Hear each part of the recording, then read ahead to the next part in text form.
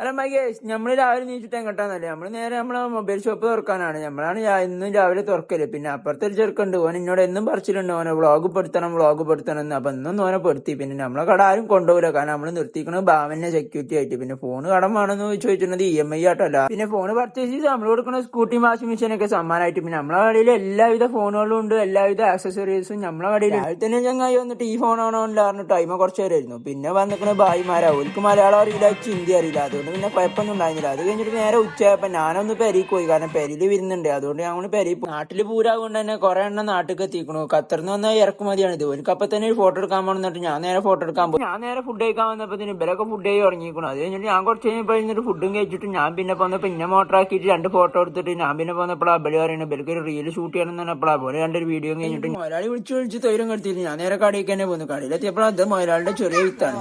അത് കഴിഞ്ഞിട്ട് നമ്മൾ നേരെ രാത്രി ആയപ്പോ കട അടച്ചിട്ട് പേരിക്കുന്നു. അപ്പൊ ഓക്കെ, ബാക്കി പിന്നെ